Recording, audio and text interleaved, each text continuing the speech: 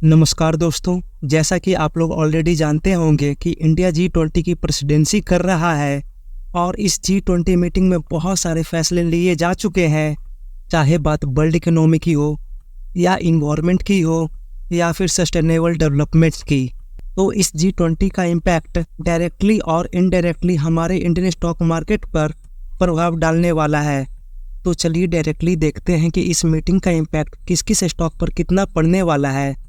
इस G20 meeting में economic corridor बनाने की बातें चल रही है, जो इंडिया, मिडिल ईस्ट और यूरोप के बीच में बनने वाला है। इस इकोनॉमिक कॉरिडोर का पर्पस है ट्रेड को इजी और फास्ट किया जाए। ट्रेड को इजी और फास्ट बनाने के लिए शिप और रेलवे की सहारा ली जाएगी, जिसके अंतर्गत ये 8 कंट्रीज आते हैं, यानी कि Saudi Arabia, India, UAE, France, Germany, Italy और यूनाइटेड स्टेट। अगर यूरोपियन यूनियन की बात करें तो इसके अंतर्गत 27 कंट्रीज आती है। इस प्रोजेक्ट को सक्सेसफुल बनाने के लिए रेलवे स्टॉक्स का बहुत ही बड़ा योगदान रहने वाला है, जिसके अंतर्गत RVNL, IRFC, आर्कॉन इंटरनेशनल को टॉप प्रायोरिटी पर रख सकते हैं। इस इकोनॉमिक कॉरिडोर में IRCTC का कितना बड़ा योगदान रहेगा ये तो आने वाला वक्त बताएगा, क्योंकि IRCTC का मेन काम टिकट और कैटरिंग का है। इस इकोनॉमिक कॉरिडोर में मेनली वस्तुओं का आयात और निर्यात होगा। सेकेंड अपडेट की तरफ बढ़े तो इंडिया और सऊदी अरेबिया दोनों ही एनर्जी सेक्टर को एक्सप्लोर करना चाहते हैं। वैसे तो इसमें किस टाइप की एनर्जी की बातें हो रही है वो तो क्लियर नहीं है, लेकिन पूरी दुनिया ग्रीन एनर्जी की तरफ बढ़ रही है, तो हम लोग इसमें ग्रीन एनर्जी को ही कंसीडर करेंगे। ग्रीन एनर्जी का लिस्ट में सबसे पहला नाम टाटा पावर का आता है और उसके बाद अडानी ग्रीन का। लेकिन अडानी ग्रीन में जाने से पहले आप लोगों को पता होगा ही, अभी अडानी बहुत सारे समस्याओं के बीच में फंसे हुए हैं, तो इसीलिए सबसे सेफेस्ट स्टॉक फिलहाल टाटा पावर बन जाता है। लेकिन इसके बाहर भी कुछ और भी कंपनीज है जिस पर आप लोग नज़र डाल सकते हो। और finally third biggest update, Modi ji ने G20 मीटिंग में 20% इथेनॉल ब्लेंडिंग यूज करने का, ताकि इन्वायरमेंट को और भी ज़्यादा सेफ बनाया जा सके। लेकिन इस इथेनॉल ब्लेंडिंग में इंडिया कहाँ पर खड़ा है और इससे किस कंपनी को फायदा पहुंचने वाला है, उसे फटाफट देखते हैं। ईयरली स्टेज में इंडिया का टारगेट था 2030 तक 20% इथेनॉल ब्लेंडिंग करने का, लेकिन इस टारगेट को घटाकर अब 2025 तक कर दिया गया है। इसी के साथ 20% इथेनॉल ब्लेंडिंग बहुत जगह शुरू भी हो चुकी है। इथेनॉल ब्लेंडिंग से सबसे बड़ा फायदा प्राग इंडस्ट्री को पहुंचने वाला है, जो कि पिछले 1 महीने में 9% का रिटर्न, 6 महीने में 51% का रिटर्न, 1 सालों में 24% का रिटर्न और पिछले 5 सालों में 331% का रिटर्न। लेकिन जब इसके मैक्स का चार्ट ओपन करें तो मैक्स का चार्ट बिल्कुल भी अट्रैक्टिव नहीं है। वैसे तो कंपनी ने मैक्स में 67,000% का रिटर्न दिया है, लेकिन वो रिटर्न पिछले कुछ सालों में ही बना है। इथेनॉल ब्लेंडिंग की जो मार्केट में बातें शुरू हुई है वो 2014 से ही हुई है और इसी पीरियड से स्टॉक में थोड़ी रौनक देखने को मिली थी। और फाइनली अब इथेनॉल ब्लेंडिंग पे बहुत ही ज़्यादा फोकस किया जा रहा है।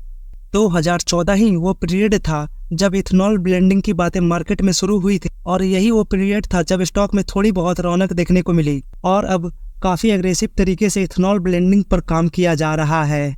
20% इथेनॉल ब्लेंडिंग का टाइम पीरियड 2030 से 2025 जो किया गया था, इसकी अनाउंसमेंट 18 अप्रैल 2023 को की गई थी। स्टॉक ने 18 अप्रैल से आज तक 51% का रिटर्न दिया है।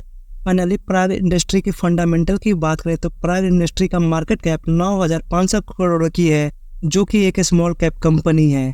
तो इस कंपनी में जाने से पहले ये पता होना चाहिए कि इस कंपनी में रिस्क बहुत ही ज़्यादा है। कंपनी का ROCE 31 का है और ROE 23.7 का है।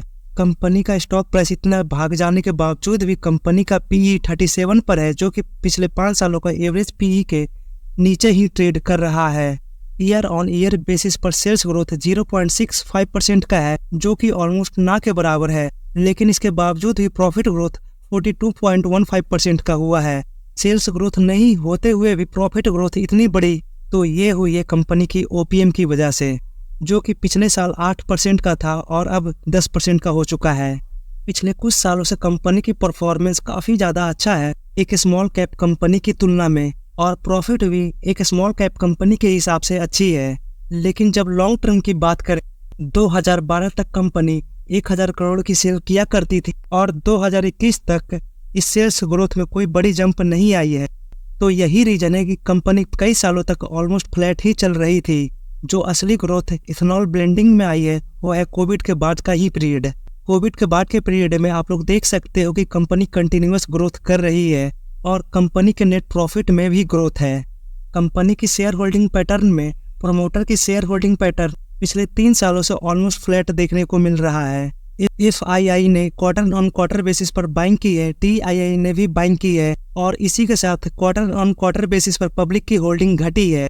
लेकिन आज भी पब्लिक के पास बहुत ही बड़ी मात्रा में कंपनी का स्टेक है और यही इस शेयर होल्डिंग पैटर्न की सबसे बड़ी नेगेटिव पॉइंट है।